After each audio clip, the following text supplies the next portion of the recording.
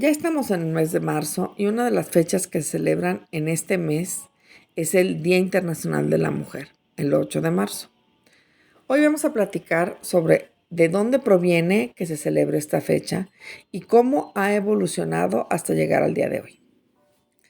El Día Internacional de la Mujer, 8 de marzo, tiene su origen en los movimientos de mujeres que luchaban por mejores condiciones laborales, derechos políticos y equidad de género a finales del siglo XIX y principios del XX.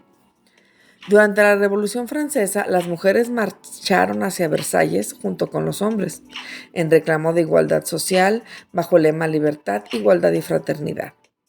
Pronto, ellas tomaron conciencia de que la lucha de clases no contemplaba su género, esto es, la plena igualdad social de la mujer por la que debían luchar. Eso derivó en las primeras peticiones formales de derechos políticos y ciudadanía.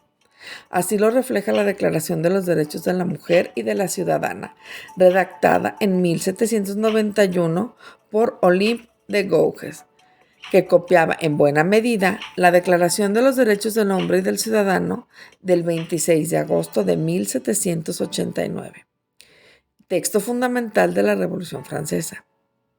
Este es uno de los primeros documentos históricos que propone la emancipación femenina en el sentido de la igualdad de los derechos o la equiparación jurídica y legal de las mujeres en relación con los varones, así como el sufragio femenino. A finales del siglo XIX, muchas mujeres trabajaban en condiciones inhumanas, con largas jornadas y salarios muy bajos. En 1857, en la ciudad de Nueva York, muchas mujeres trabajadoras de una fábrica textil se manifestaron en protesta por sus condiciones laborales. 50 años después, en 1908, en la misma ciudad de Nueva York, 15,000 obreras marcharon al grito de pan y rosas, sintetizando en esta consigna sus demandas por aumento de salario y por mejores condiciones de vida. En 1909, trabajadoras textiles, costureras industriales, se habían declarado en huelga. Ellas luchaban por sus condiciones laborales, aumento de salarios, reducción de la jornada laboral a 12 horas y el fin del trabajo infantil. Durante esta huelga pacífica, 129 mujeres murieron calcinadas en la fábrica de Cotton Textile Factory, en un incendio provocado por los mismos dueños. Se cree que esto ocurrió el 8 de marzo.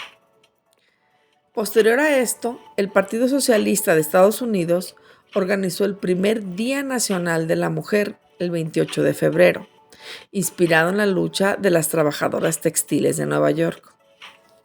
En 1910, la activista alemana Clara Zetkin propuso en la Segunda Conferencia Internacional de Mujeres Socialistas en Copenhague que se instaurara un Día Internacional de la Mujer para promover la igualdad de derechos y el sufragio femenino. La propuesta fue aceptada por más de 100 mujeres de 17 países, pero aún no se fijó fecha específica.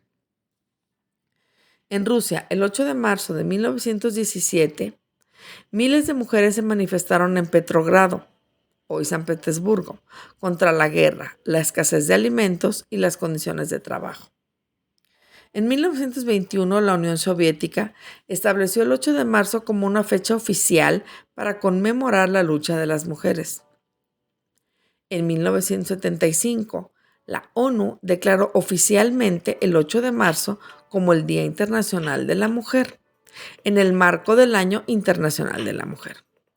Desde entonces, cada año se usa esa fecha para reivindicar la lucha por la igualdad de género y los derechos de las mujeres.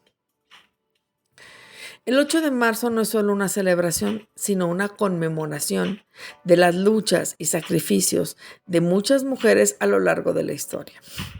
Es un día para reflexionar sobre los avances logrados y los retos que aún existen en la búsqueda de la igualdad de género. La conmemoración del Día Internacional de la Mujer ha evolucionado con el tiempo, pasando de ser una jornada centrada en la reivindicación de derechos laborales y políticos a convertirse en un movimiento más amplio que aborda la violencia de género, desigualdad estructural y otras problemáticas sociales. En sus inicios, el 8 de marzo estuvo enfocado en mejorar las condiciones laborales y lograr la participación política de las mujeres. En la primera mitad del siglo XX, muchas mujeres consiguieron el derecho a voto en distintos países. En Estados Unidos fue en 1920, en México en 1953, Francia en 1944 y así en diversos países.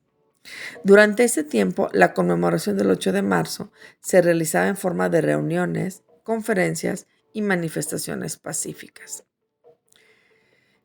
En la década de 1960 a 1980, en estas décadas se da la segunda ola del feminismo. Se amplió la lucha para incluir derechos reproductivos, igualdad salarial, reconocimiento del trabajo doméstico y el derecho a decidir sobre el propio cuerpo. Se impulsa la legalización del aborto en varios países y se promueven leyes contra la discriminación de género. Durante esta época, las manifestaciones fueron más organizadas, con discursos y acciones políticas, pero aún con un tono predominantemente pacífico. A finales del siglo XX, principios del XXI, en América Latina y otras partes del mundo se comenzó a visibilizar la violencia contra las mujeres como un problema grave. El feminicidio se convirtió en un tema central en marchas, especialmente tras casos emblemáticos como los asesinatos de mujeres en Ciudad Juárez en los años 90. En 2015 surge el movimiento Ni Una Menos en Argentina, que se expandió a otros países denunciando la violencia contra la mujer. En 2017, el movimiento Me Too globalizó la denuncia del acoso y abuso sexual. Las marchas actuales y expresiones de protesta radical de la última década, las marchas del 8 de marzo, han ganado más fuerza y visibilidad, sobre todo en países con altos índices de violencia de género, como México, Argentina, Colombia y Chile. Algunos grupos han optado por acciones más radicales, como pintas, ruptura de vidrios, daños en propiedad privada. Para algunas personas, estas expresiones de protesta son una forma de llamar la atención sobre la falta de justicia y la impunidad en casos de violencia de género.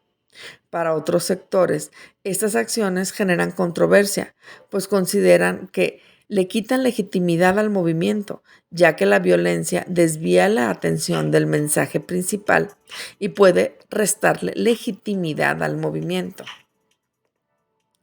Existen diversas posturas que apoyan la equidad de género, pero que rechazan el feminismo radical o llamado feminacismo. Este es un término polémico usado por algunos para referirse a actitudes extremistas dentro del feminismo, llamado de esta forma porque así como los nazis estaban en contra de los judíos por el solo hecho de ser judíos, sin importar ninguna otra condición, las radicales están en contra de los hombres por el solo hecho de ser hombres, sin importar ninguna otra condición. La equidad de género busca igualdad de derechos y oportunidades para hombres y mujeres, pero sin generar una confrontación entre géneros, reconociendo el derecho a la protesta, argumentando que acciones como destruir monumentos, hacer pintas o romper vidrios puede generar rechazo social y desviar la atención del mensaje central. Se menciona que esta actitud es contraria a los principios de libertad de expresión y debate de ideas. Se defiende que hombres y mujeres deben tener mismos derechos y obligaciones, rechazando la misandría, que es el odio o desprecio a los hombres, argumentando que generalizar a todos los hombres como violentos o tóxicos es una forma de discriminación. Muchos de estos razonamientos provienen de personas que apoyan los derechos de las mujeres, pero que creen que el feminismo radical ha tomado un rumbo que puede polarizar a la sociedad, en lugar de unirla en busca de la equidad.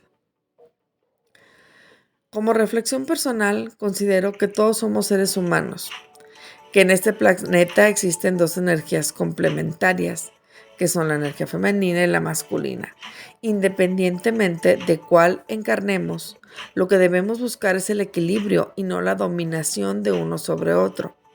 ya que la dominación lleva a la opresión y de la opresión a la dominación, perpetuando este ciclo de dominación-opresión que lo único que genera es mucho daño en ambas partes. Que tengan una buena celebración del Día Internacional de la Mujer. Gracias siempre.